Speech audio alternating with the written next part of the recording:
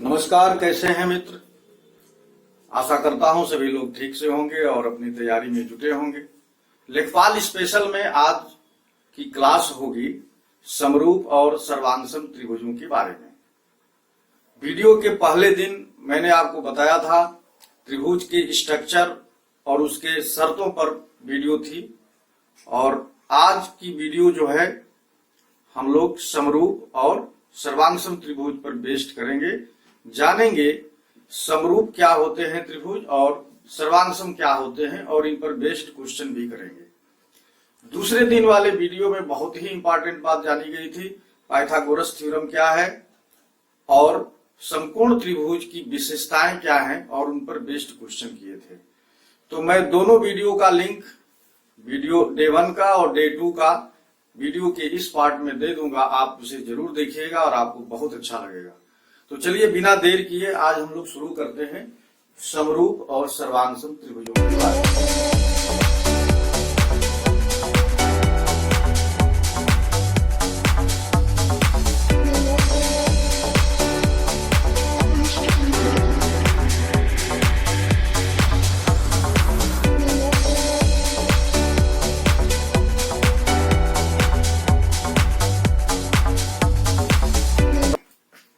देखिए, पहली बात तो समरूप जाने और सर्वांगसम।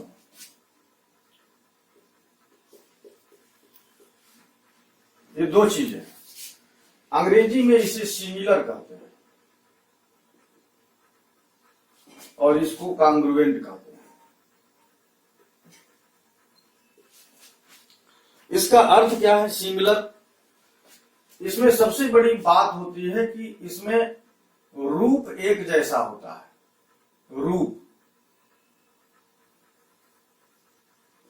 रूप एक समान होता है,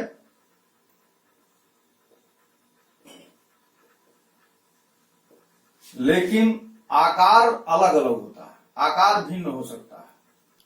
आकार यानी साइज भिन्न हो सकता है।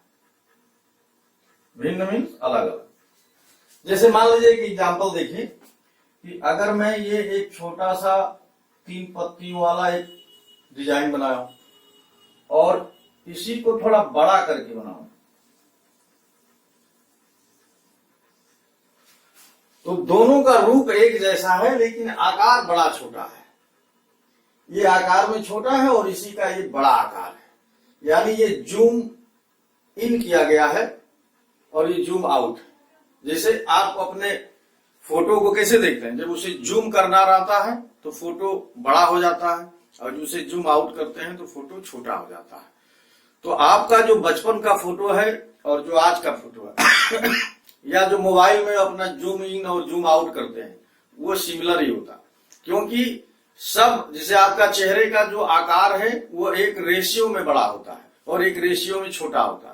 ऐसा नहीं है कि नाक खूब बड़ी हो जाए और आंख छोटी हो जाए, नहीं, तब तो बड़ा वो कार्टून लगने लगेगा। तो इसमें क्या होता है सिमिलर में, यानी रूप एक समान जहां होता है, समरूप का मतलब सम माने बराबर, रूप माने एक।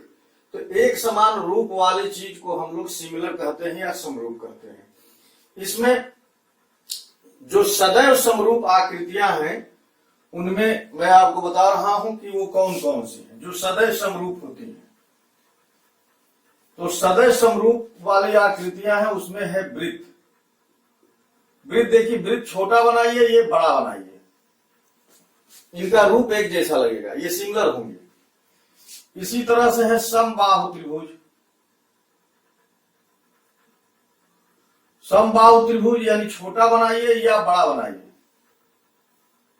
केवल भुजा बड़ी होगी। सब में कोण जो है, यहां भी 60-60 डिग्री के कोण होंगे, यहां भी चाहे जितना छोटा त्रिभुज बनाएंगे समरूप, उसमें जो उसके जो तीनों कोण होंगे वो 60-60 डिग्री के ही होंगे। और वृत्त, समबाहु त्रिभुज और वर्ग। वर्ग चाहे आप छोटा बनाइए या बड़ा बनाइए, इसका रूप एक ही जैसा होगा। तो वृत्त, समबाहु त्रिभुज और वर्ग ये सदैव सिमिलर फिगर्स हैं, यानी एक समान या समरूप आकृतियां हैं। अब बात होगी सर्वांशम की। तो सर्वांशम जो शब्द है, सर्व माने सभी, सर्व मतलब सभी, और अंग मतलब जितने अंग हैं किसी भी आकृति में, उसके सारे अंग एक समान हो जाए। जैसे जो पैन कार्ड होता है, एटीएम कार्ड होता है, चिप होता है, चिप या सिम कार्ड या bulb holder, ATM card, pan card, ये सब जो है सर्वांशम है, यानी कांग्रुएंट फिगर है। इसका मतलब क्या हुआ, आप चाहे चिप जो है 2 GB का लीजिए या 64 GB का लीजिए, उसका रूप आकार सेम रहेगा। क्यों? क्योंकि उसका होल्डर जो है, स्लॉट जो है, वो सबका सेम बना रहता है। इसी तरह से जो एटीएम कार्ड होता है, आप जाएंगे किसी भी एटीएम में तो उसका जो स्लॉट बना होगा एटीएम कार्ड को इंसर्ट करने के लिए, वो सबका एक जैसा होगा, तभी किसी भी बैंक का एटीएम उसमें फिट हो जाएगा। इसी तरह से सिम है या बल्ब का जो होल्डर है, किसी भी कंपनी का आप होल्डर बल्ब लाएंगे उस होल्डर पे फिट हो जाएगा। तो ये तभी संभव है जब ये सारी चीजें कांग्रुएंट हो। और सबसे अच्छा उदाहरण है आपकी दोनों हथेलियों का। अगर आप दोनों हथेलियों को एक दूसरे के ऊपर रखेंगे तो ये पूरा का पूरा कवर कर लेती है। तो ऐसे दो आकृतियां, ऐसे 2 फिगर जो एक दूसरे के ऊपर रखने पर पूरा का पूरा वो कवर कर लें, उसमें कोई भी डिफरेंस ना हो, सारे उसके अंग बराबर हों, ऐसे फिगर्स को सर्वांशम या कांग्रुएंट कहते हैं। अब ये तो जनरल हो गया, त्रिभुज भी कांग्रुएंट हो सकता है, चतुर्भुज भी कांग्रुएंट हो सकता है, पंचभुज भी हो सकता है, कोई भी आकृति हो सकती है। बस शर्त इतनी है कि वो एक दूसरे को कवर कर लेती हैं, जैसे हमारी दोनों हथेलियां हैं। अब हम लोग ये सर्वांशम और समरूपता, सिमिलरिटी और कांग्रुएंसी की जो कंडीशन जानने वाले हैं, वो स्पेशली त्रिभुज के लिए है। त्रिभुज के सेंस में या त्रिभुज के कॉन्टेक्स्ट में ये किस तरह से काम करेगा और कैसे मिनिमम और मैक्सिमम इसकी कंडीशंस क्या होंगी कि कोई 2 त्रिभुज या 2 ट्रायंगल्स समरूप हो जाए या 2 ट्रायंगल कांग्रुएंट हो जाए, यानी सर्वांशम हो जाए। इन्हीं पर आज हम लोग बात करेंगे। तो आइए शुरू करते हैं। तो त्रिभुज के केस में हम लोग सिमिलरिटी यानी समरूपता की बात करेंगे। त्रिभुज यानी ट्रायंगल, और बात हम लोग करेंगे सिमिलरिटी की यानी समरूपता की। समरूपता, तो इसकी सबसे पहली शर्त है, देखिए कोई भी 2 त्रिभुज सिमिलर कब होंगे, तो इसमें सबसे बड़ी जो स्ट्रांग कंडीशन है कि एक त्रिभुज के तीनों अंतःकोण, तीनों इंटरनल एंगल दूसरे त्रिभुज के संगत कॉरस्पॉन्डिंग तीनों इंटरनल एंगल के बराबर हो जाए। जैसे पहले एग्जांपल से आप देख लीजिए, एक हमने ये त्रिभुज बनाया, हमने कहा कि ये कोण 80 डिग्री का है, ये 70 डिग्री का है और ये 30 डिग्री का है। एक दूसरा त्रिभुज बनाया,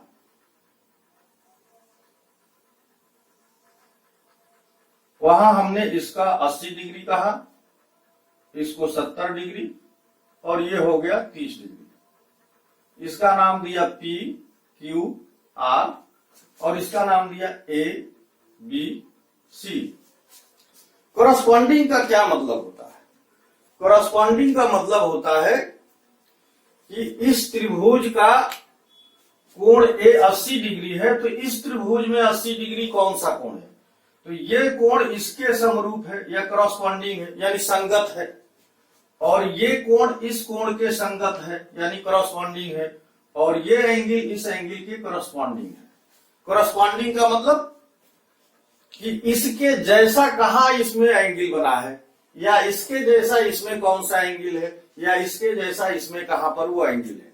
तो यहां हम लोगों को कहना पड़ेगा कि कोण A के संगत कोण P है, जो इस त्रिभुज में है, कोण बी के संगत या करस्पॉन्डिंग कोण क्यू है, और कोण सी के संगत या करस्पॉन्डिंग कोण आर है। यदि ऐसा हो गया, यदि ऐसा है तब ये दोनों त्रिभुज समरूप होंगे, ये दोनों त्रिभुज समरूप होंगे। तो यहां एक और बहुत इंपॉर्टेंट बात को ध्यान में रखा जाता है कि इनका जब नाम पढ़ेंगे तो नाम का जो आर्डर होगा, जो क्रम होगा, वो बड़ा इंपॉर्टेंट है। वो आप समझिए कैसे। जैसे मान लीजिए कि इस त्रिभुज का हम नाम पढ़ रहे हैं कि ए यानी 80 से 70 पर आए, ए बी सी। इस त्रिभुज का नाम पढ़े ट्रायंगल ए बी सी।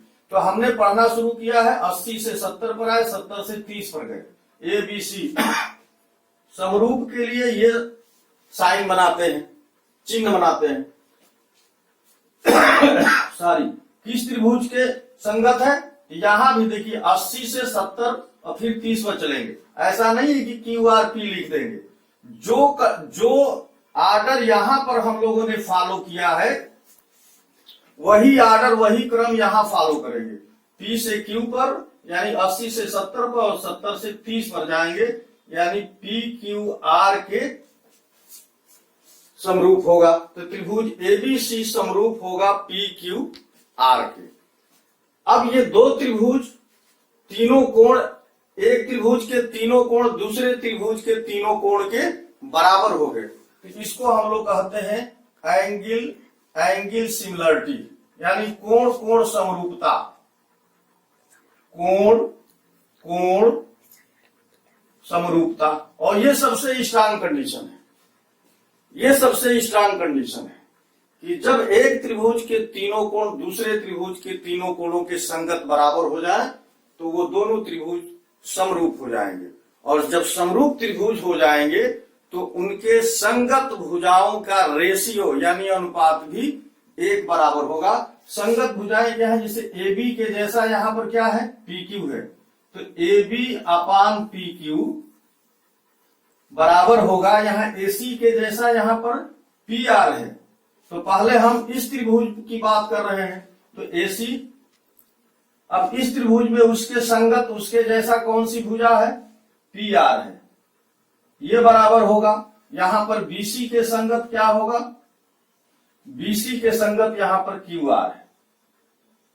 तो क्या होगा देखिए, जब दो त्रिभुज एक दूसरे के समरूप हो जाते हैं, सिमिलर हो जाते हैं, तो उनके साइड का रेशियो बराबर होता है, यानी उनके भुजाओं का अनुपात बराबर होता है। इसकी उल्टी भी बात सही है। अगर दो त्रिभुजों के संगत भुजाओं के अनुपात बराबर हैं तो वो दोनों त्रिभुज समरूप होंगे। तो इस बात को भी आप लिख लीजिए। आप अपने साथ एक कॉपी और पेन जरूर रखिए ताकि इंपॉर्टेंट बातों को आप लिख सकें। वैसे तो वीडियो है तो आप कई बार चलाकर देख सकते हैं। देखेंगे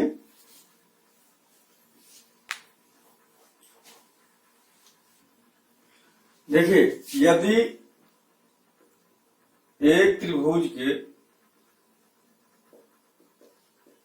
तीनों कोण दूसरे त्रिभुज के संगत कोणों के बराबर हैं, तो दोनों त्रिभुज एक दूसरे के समरूप होंगे।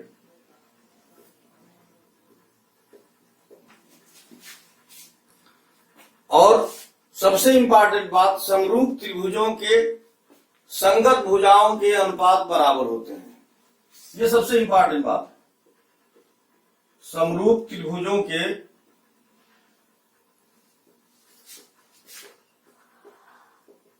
संगत भुजाओं के अनुपात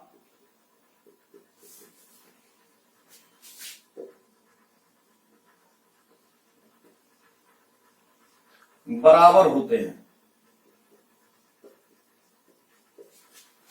अभी हम लोगों ने चित्र से देखा था। एक और चित्र मैं बना रहा हूं और उसे ध्यान से आप समझिए। तो आइए इसे मिटा करके और फिर मैं आपको समझाता हूं।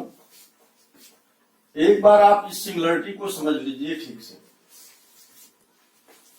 अब यहां पर देखिए, एक त्रिभुज मैंने बनाया,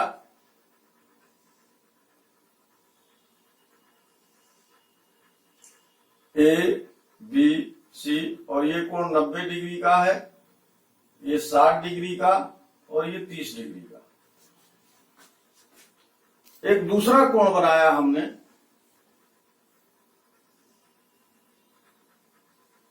एक दूसरा त्रिभुज बनाया,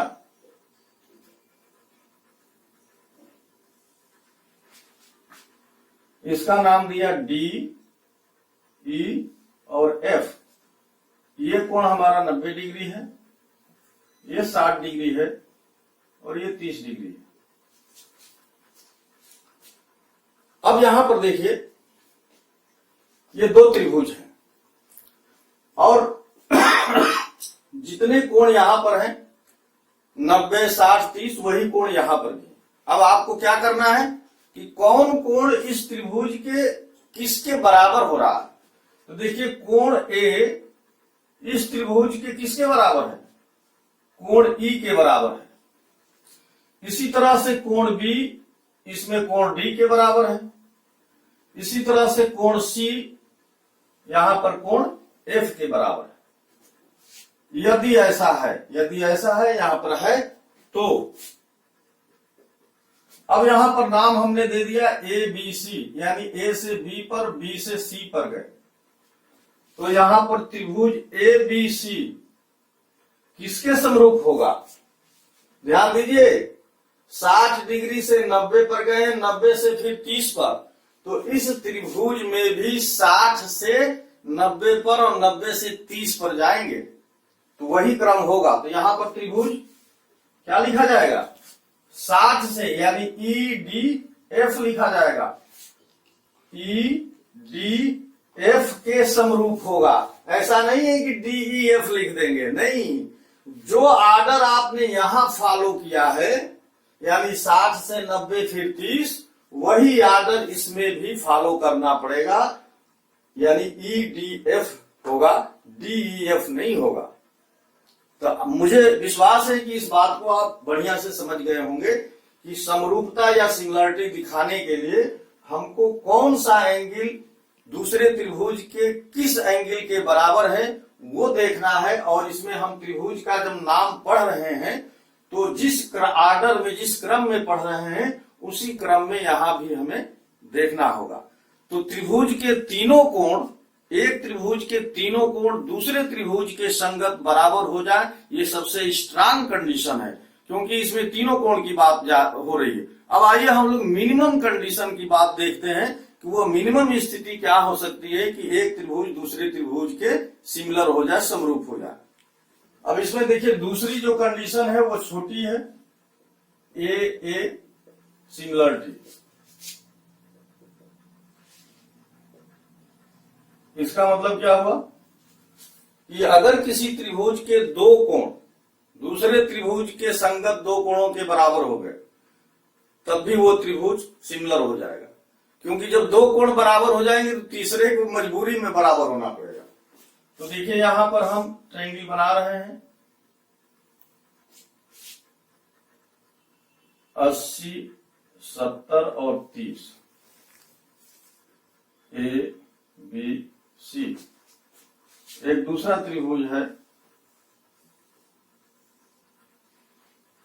जिसको हम लोग 80 कह दें, 70 कह दें और 30 कह दें। मान लीजिए आप ये सब नहीं लिखते हैं, कोण कोई भी हो आप नहीं लिखते हैं,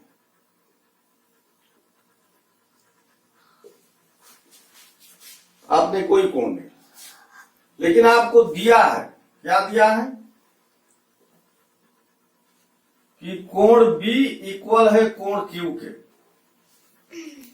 और कोण C इक्वल है कोण R के। यानी इस त्रिभुज के ये एंगल इस त्रिभुज के इस एंगल के बराबर है, और कोण C ये डबल हम लाइन दे रहे हैं यहां पर इस कोण के बराबर है।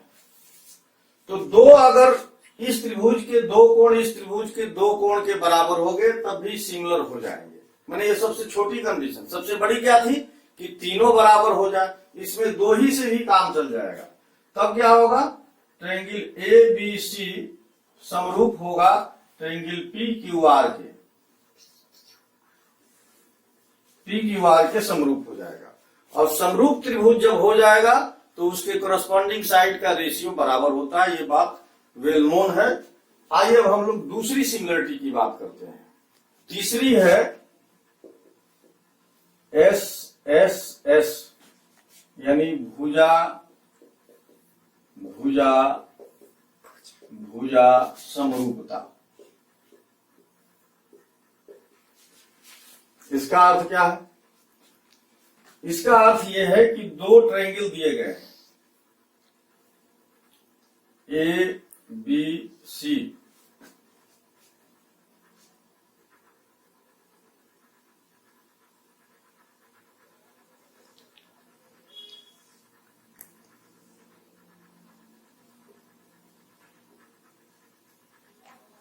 और डी एफ। तो यहां दिया है A B upon D F बराबर दिया है बीसी अपान ई एफ और एसी अपान डीई के। ये दिया हुआ कि A B upon D F BC upon E F और एसी अपान डीई के बराबर है। तब क्या होगा, तब आप देखिए कि कौन भुजा किसके सिमिलर हो रही है। देखिए ए बी जो भुजा है वो डी एफ के सिमिलर है, जिसके सिमिलर होगी वही उसके नीचे जाएगी। और एसी जो साइड है एसी जो है डीई के सिमिलर है और बीसी जो है ईएफ के सिमिलर है, यानी संगत बराबर है। यहां पर रेशियो दे दिया। अब ये रेशियो को कैसे आप देख सकते हैं, जैसे मान लीजिए इसको 8 कहा और यहां पर ये हम 12 कहें, इसे 10 कहें, और यहां पर हम इसे 16 कह दें और इसे 24 कहें और इसे 20 कहें।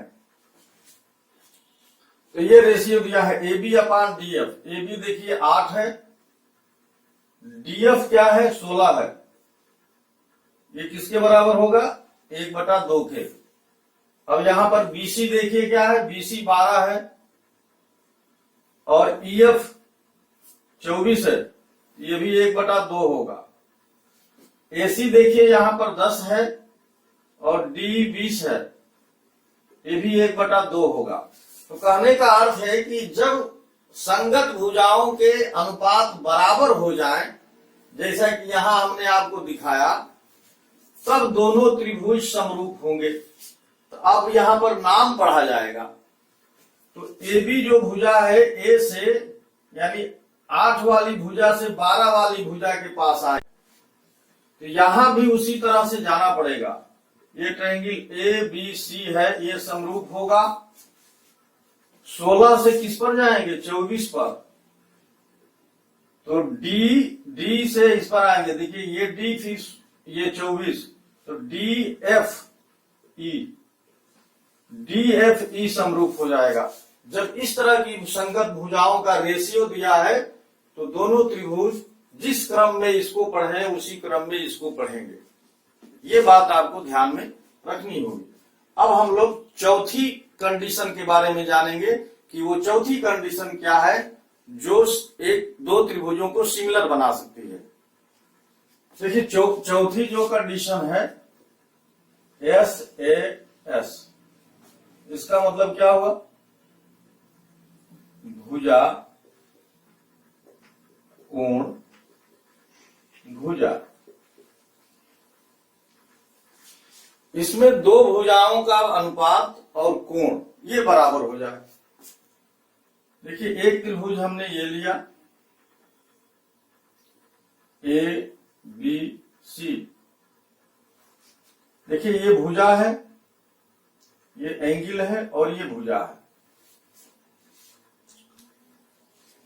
इसको मैं लाल से लिखता हूं ताकि आपको समझ में आए।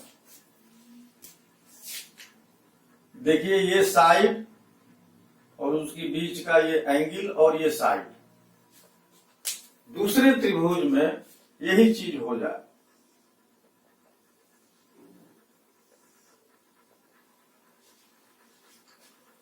ये पी क्यू आर है, तो इसमें ये साइड, ये एंगल और ये साइड। अब क्या होगा, देखिए इसमें दिया है कोण बी बराबर होगा कोण क्यू के, यदि इफ, और दूसरी चीज ए बी ये भुजा और यहां पी क्यू बराबर ये भुजा बीसी और यहां भुजा क्यू आर। अगर ये दो बातें हो जाए कि दो भुजाएं और उनके बीच का कोण, दूसरे त्रिभुज के दो भुजाएं उनके बीच के कोण, यहां भुजाओं का रेशियो से मतलब है, इनका जो अनुपात है और इस भुजा का इस भुजा से जो रेशियो है वो बराबर हो जाए। इस भुजा के इस भुजा से रेशियो और इस भुजा के इस भुजा से रेशियो, और ये दोनों कोण बराबर हो जाए, तब ये दोनों त्रिभुज क्या हो जाएंगे, समरूप हो जाएंगे। तो यानी ट्रायंगल ए बी सी समरूप होगा ट्रायंगल पी क्यू आर के। तो हम लोगों ने सिमिलरिटी की 4 कंडीशंस पढ़ी। पहला कि एक त्रिभुज के तीनों कोण दूसरे त्रिभुज के तीनों कोण के बराबर हो जाए। दूसरी कंडीशन की केवल 2 ही कोण बराबर हो जाए तब भी काम हो जाएगा। तीसरी में हम लोगों ने पढ़ा कि भुजा यानी तीनों भुजाओं के अनुपात, संगत अनुपात बराबर हो जाए। और चौथी आपके सामने है। अब हम लोग जानेंगे समरूप त्रिभुजों की विशेषताएं क्या होती हैं। तो आइए थोड़ा सा उसे जान लेते हैं, वो बड़ा इंपॉर्टेंट है। इसकी पहली विशेषता है कि समरूप त्रिभुजों के परिमाप उनके भुजाओं के, उनके संगत भुजाओं के अनुपात में होते हैं। तो समरूप त्रिभुजों के परिमाप उनके संगत भुजाओं के अनुपात में होते हैं।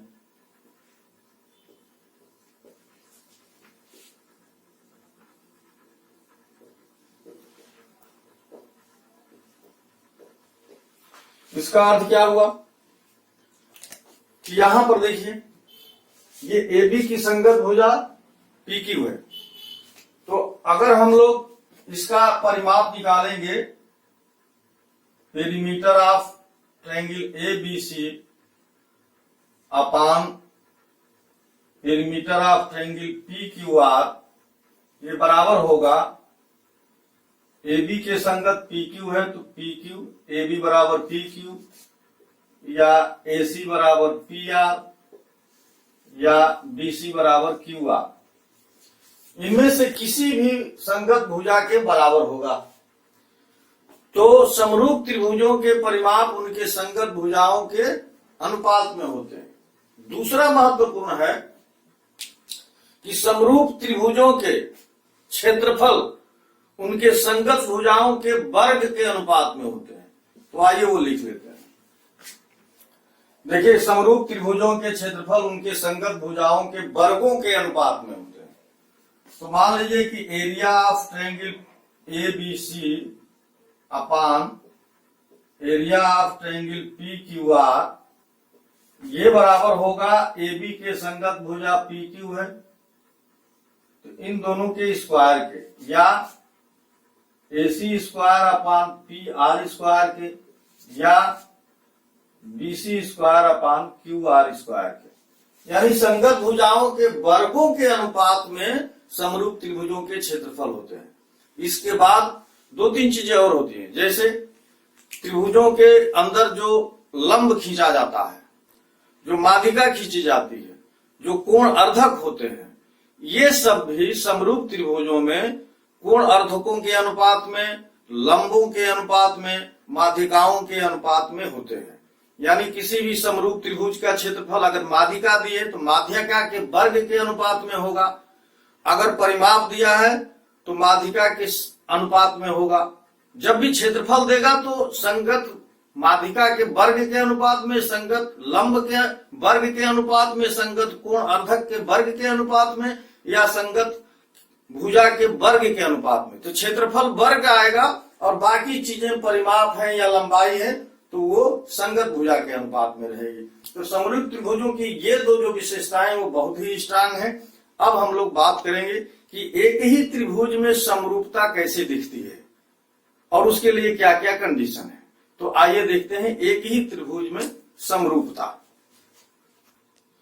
एक ही त्रिभुज में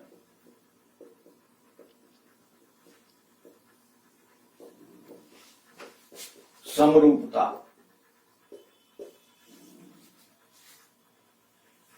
इसे हम लोग समझेंगे और ये बड़ा इंपॉर्टेंट है और सबसे ज्यादा इसी का यूज है।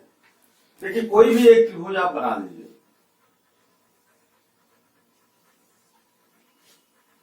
ए बी सी, और किसी भी भुजा के समांतर कोई रेखा खींच दीजिए।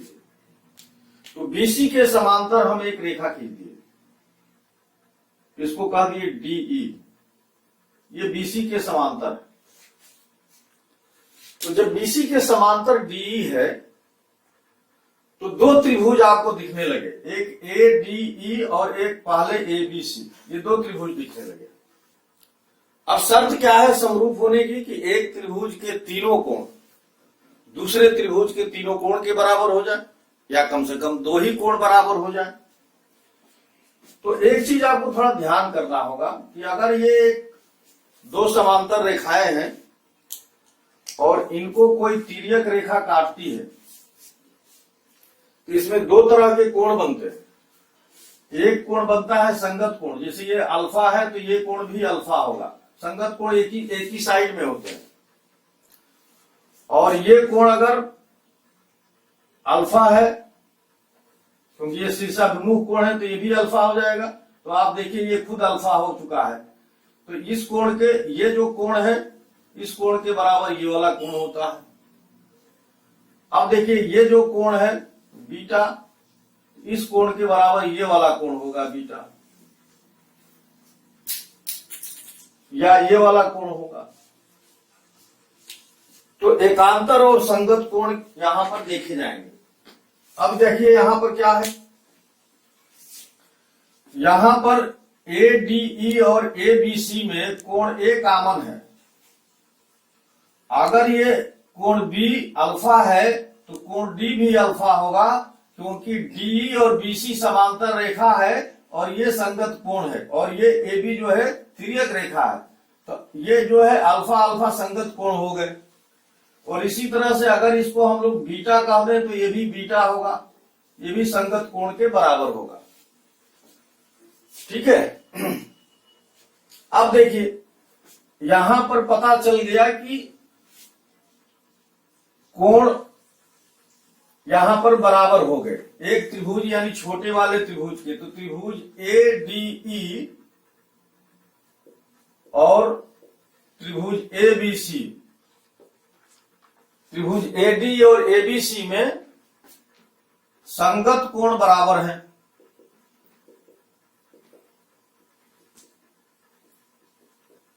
और कोण ए कॉमन है, यानी एक त्रिभुज के तीनों कोण दूसरे त्रिभुज के तीनों कोण के बराबर हो गए। तब क्या होगा, दोनों त्रिभुज समरूप हो जाएंगे।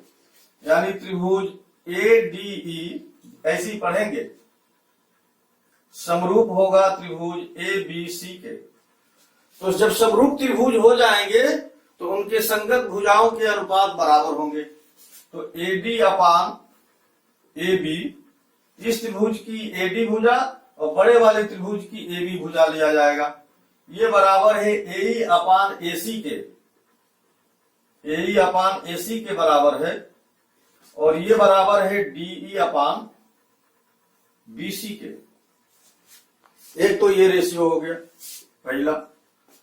दूसरा इसी में बन जाएगा A D upon B D, A D upon B D बराबर होगा ए ई अपान ई सी के, ए ई अपान ई सी के। इसको आप पलट भी सकते हैं, यानी BD अपान AD बराबर होगा EC अपान AE के।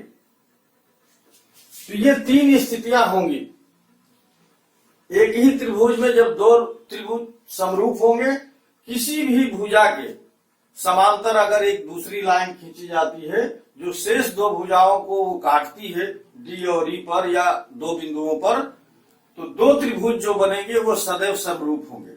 बस शर्त क्या है कि किसी भी भुजा की दूसरी जो रेखा खींची जा रही वो समांतर होनी चाहिए। अब एक इसमें इसी में एक इसका एक स्पेशल केस है कि अगर D और E भुजा AB और AC के मध्य बिंदु हो जाए तब क्या होगा। तो मिड पॉइंट थ्योरम आइए हम लोग करते हैं, जो कि बड़ा इंपॉर्टेंट है। देखिए, कोई एक त्रिभुज है, ये त्रिभुज कोई भी है, ABC इसका नाम रख दिए। AB का मध्य बिंदु D ले लें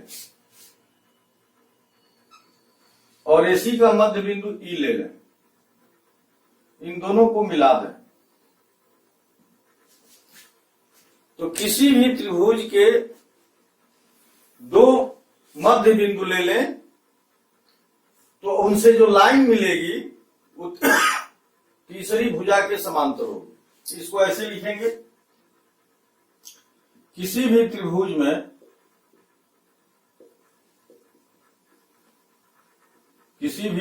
में कोई दो भुजाओं के मध्य बिंदु को मिलाने पर, कोई दो भुजाओं के मध्य बिंदु को मिलाने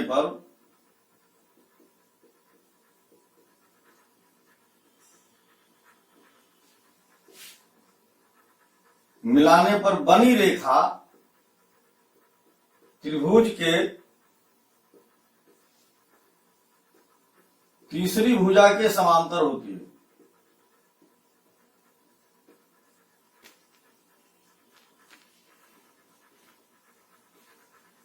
बहुत इंपॉर्टेंट बात है। इसमें यह है कि किसी भी त्रिभुज के दो भुजाओं के मध्य बिंदुओं को आपस में मिला दें तो जो रेखा मिलेगी वो रेखा उस त्रिभुज के तीसरी भुजा के समांतर होगी, जैसा कि इस चित्र में दिख रहा है। और आप देखिए कि D जब BC के समांतर हो गई और ये AD बराबर हो गया BD के, AE बराबर हो गया EC के। देखिए AD जो है BD के बराबर हो गया और AE जो है EC के बराबर हो गया, क्योंकि ये दोनों मध्य बिंदु हैं। D और E, D और E क्या है, मध्य बिंदु हैं। तब जो हम लोग नियम पढ़े थे कि AB अपान AD अपान AB बराबर AE अपान AC बराबर D अपान BC। तो हम लोग इसको और इसको ले लें, क्योंकि ये आधार है और यहां भी ये आधार है त्रिभुज का। तो AD अपान AB बराबर D अपान BC।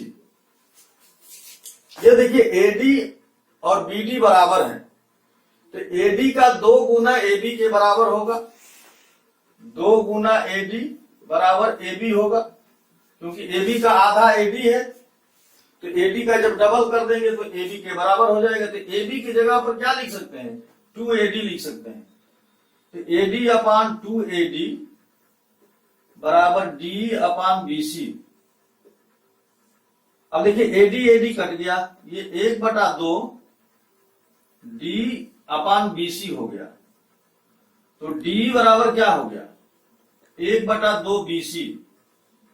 इसका अर्थ क्या हुआ कि जो BC की लंबाई अगर 2x मान लें तो D की लंबाई x होगी। कब होगी ये, BC अगर 2x है तो D x के बराबर होगी, यानी BC की आधी लंबाई D होगी। ये कब होगा, जब D और E AB और AC के मध्य बिंदु हो जाए। और जैसे ही मध्य बिंदु होंगे D BC के समांतर हो जाएगी और ADE समरूप हो जाएगा ABC के, क्योंकि ये समरूप हो जाएगा तो ये भुजाओं के अनुपात बराबर हो जाएंगे।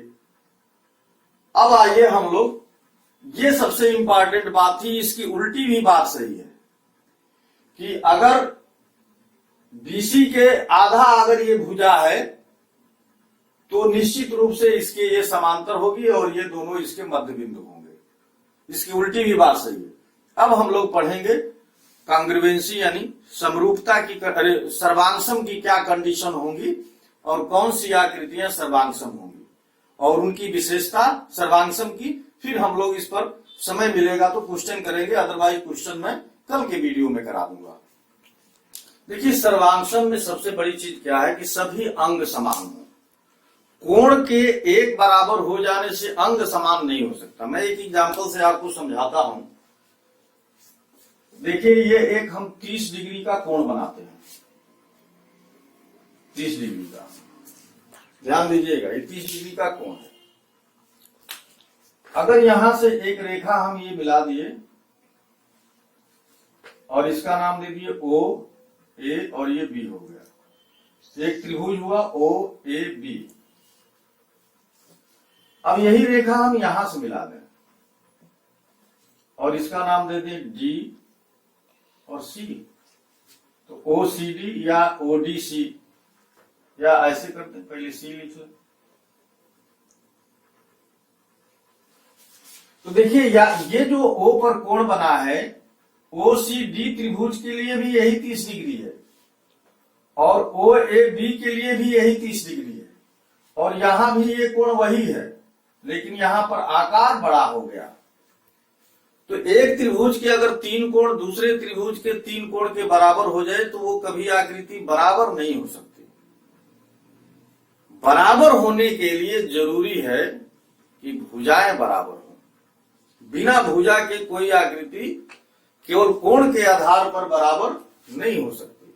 तो समरूपता की सबसे बड़ी जो कंडीशन है, शर्त है कि अगर किसी त्रिभुज के तीनों भुजाएं दूसरे त्रिभुज के तीनों भुजाओं के बराबर हो जाए तो दोनों त्रिभुज सर्वांगसम हो जाएंगे। ये सबसे स्ट्रांग कंडीशन है, सबसे मैक्सिमम वाले। जैसे समरूप में क्या था कि एक त्रिभुज के तीनों कोण दूसरे त्रिभुज के तीनों कोण के बराबर हो जाए, तो कोण जब तीनों बराबर रहेंगे तो आकृति एक रूप की दिखेगी और भुजा जब एक बराबर होगी तो आकृति बराबर दिखेगी। तो सभी सर्वांगसम जो त्रिभुज होते हैं वो समरूप भी होते हैं, लेकिन समरूप त्रिभुज सर्वांगसम नहीं होते। तो आइए हम लोग सर्वांगसम की सबसे पहली शर्त पढ़ते हैं कि वो सबसे पहली शर्त क्या होगी जो सबसे मजबूत है, तो वो होती है साइड साइड साइड, यानी एक त्रिभुज के तीनों भुजाएं दूसरे त्रिभुज के संगत तीनों भुजाओं के बराबर हो जाए। तो निश्चित रूप से इसमें दोनों त्रिभुज एक ही साइज के बनेंगे।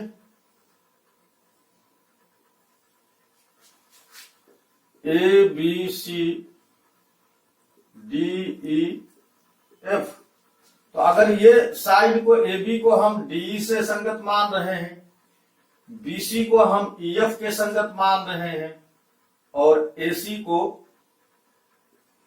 हम डीएफ के संगत मान रहे हैं, तो ए बी किसके संगत हो गई, डीई के हो गई, बीसी संगत हो गई ईएफ के और एसी संगत हो गई डीएफ के। अगर ऐसा हो गया तब यानी देन त्रिभुज ए बी सी, तो रूप तो एक जैसा रहेगा ही, रूप तो एक जैसा दिख ही रहा, ये बराबर भी होंगे तो त्रिभुज डीईएफ के। तो सर्वांगसम का चिन्ह क्या होगा, उसमें समरूप भी शामिल है और बराबर भी शामिल है। तो समरूप सर्वांगसम में क्या होगा कि रूप तो एक जैसा होगा ही, आकार भी एक बराबर होगा। तो जहां रूप और आकार एक बराबर होता है वो आकृतियां सर्वांगसम होती हैं। आइए दूसरी कंडीशन हम लोग समझते हैं। दूसरी कंडीशन है साइड एंगल साइड। इसका मतलब क्या हुआ, देखिए एक त्रिभुज के ये वाली साइड और उसके बीच का एंगल और ये साइड, साइड एंगल साइड, ये त्रिभुज है DEF और एक दूसरा त्रिभुज लिया जाए, इसको कहा जाए PQR और इसमें भी ये साइड और ये बीच का एंगल और साइड ये बराबर हो जाए, side angle side, side angle side. तो ये त्रिभुज जो है DEF सर्वांशम हो जाएगा त्रिभुज PQR। यहां पर देखिए साइड एंगल साइड यानी भुजा कोण भुजा, ये हो गया। अब चलते हैं तीसरी कंडीशन में हम लोग, तो मैं मिटा करके तीसरी कंडीशन लिखता हूं। अब देखिए इसमें क्या है, ये बहुत आसानी से समझिए कि अगर ये एक त्रिभुज है और एक दूसरा त्रिभुज है, इसका नाम हमने दे दिया DEF, इसका दे दिया PQR। अब इसमें दिया है कि एंगल साइड एंगल यानी एंगल आ रहा, तो ये वाला एंगल, ये वाला साइड और ये वाला एंगल, इस त्रिभुज में ये कंडीशन इसी त्रिभुज में एंगल साइड एंगल के बराबर हो जाए तो दोनों त्रिभुज एक दूसरे के सर्वांशम हो जाएंगे। तो त्रिभुज DEF सर्वांशम हो। अब आइए हम लोग चौथी कंडीशन देखते हैं। देखिए इसमें क्या है, ये इसकी दो स्थितियां होती हैं। इसमें एक स्थिति ये होती है कि हमने एक ये आकृति बना लिया DEF PQR, इसमें देखिए कोण कोण साइड है। तो मान लीजिए आपने ये कोण ले लिया और ये कोण ले लिया, ये कोण और ये कोण ले लिया, तो ये साइड ले सकते हैं, ये साइड आपने ले लिया। एंगल एंगल साइड, और दूसरी स्थिति होगी इसमें एंगल एंगल साइड, ये वाली साइड। अब ये समरूप हो गए, DEF सर्वांशम है त्रिभुज PQR की। एक तो कंडीशन ये होगी और दूसरी इसमें ये हो सकती है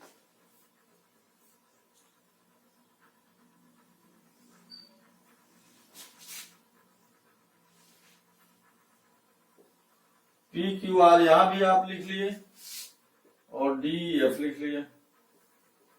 इसमें क्या होगा कि अभी भी ये कोण ले लिया और ये कोण ले लिया, कोण कोण और ये साइड ले लिया इस बार, तो यहां भी ये कोण और ये वाली साइड। तो दो स्थितियां इसमें होती हैं एंगल एंगल साइड में। कोण कोण भुजा में एक स्थिति की ये एंगल ये साइड, और दूसरे में ये एंगल ये वाली साइड, ये बराबर हो जाए तब दोनों त्रिभुज सर्वांशम हो जाते हैं। अंतिम और फाइनल कि अगर दो समकोण त्रिभुज हैं तो उनकी क्या कंडीशन हो जाए कि वो काम बन जाए, उनका सर्वांशम हो जाए। लास्ट वाली हम लोग देखते हैं। देखिए ये पांचवी है और बड़ा इंपॉर्टेंट है, RHS इसको बोलते हैं, राइट एंगल हाइपोटेनस और साइड, यानी राइट एंगल हाइपोटेनस और साइड। दो अगर समकोण त्रिभुज हैं, दो अगर समकोण त्रिभुज हैं,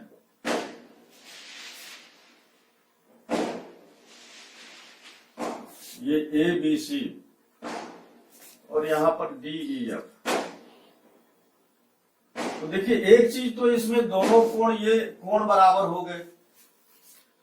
अब अगर इसका हाइपोटेनस भी बराबर हो जाएगा, ये दोनों बराबर हो जाए इनका विकर्ण, तो इनमें से चाहे ये वाली साइड और चाहे ये वाली साइड, इनमें से चाहे ये वाली साइड या ये वाली साइड में से कोई साइड, क्योंकि यहां पर एक ही साइड दिया है, या तो ये साइड बराबर हो जाए या ये वाली साइड बराबर हो जाए। तो दो समकोण त्रिभुज में 90 डिग्री तो कॉमन हो गया, कर्ण बराबर हो गया, और दो और भुजा आधार और लंब है, उनमें से कोई एक बराबर हो जाए तो दोनों समकोण त्रिभुज सर्वांगसम हो जाते हैं। तो यहां भी एबीसी सर्वांगसम है डीईएफ के। तो आज हम लोगों ने सिमिलरिटी और कॉन्ग्रुएंसी के बारे में डिटेल जाना और उनकी शर्तें जानी, कंडीशंस जाना। वीडियो काफी बड़ी हो गई है, इसलिए आज का जो ये कॉन्सेप्ट हम लोगों ने सीखा है, इसको हम लोग इस पर बेस्ड क्वेश्चन कल करेंगे। और एक विशेषता मैं आपको सर्वांगसम की बता दूं कि सर्वांगसम त्रिभुजों के क्षेत्रफल बराबर होते हैं, लेकिन इसका उल्टा सही नहीं है कि अगर दो त्रिभुजों के क्षेत्रफल बराबर हैं तो वो सर्वांगसम होंगे, लेकिन सर्वांगसम त्रिभुजों के क्षेत्रफल हरदम बराबर होंगे। ये वीडियो आपको कैसा लगा जरूर कमेंट करके बताइएगा। कहीं कोई कंफ्यूजन हो तो उसे भी कमेंट करिएगा। अगर ये आपको अच्छा लगा हो तो मैं कहता नहीं हूं, अगर आपका मन हो तो लाइक कीजिएगा, और अच्छा लगा हो वास्तव में तो अपने मित्रों के बीच शेयर कीजिएगा, तो मुझे अच्छा लगेगा। वीडियो देखने के लिए आपको बहुत बहुत धन्यवाद। नमस्कार।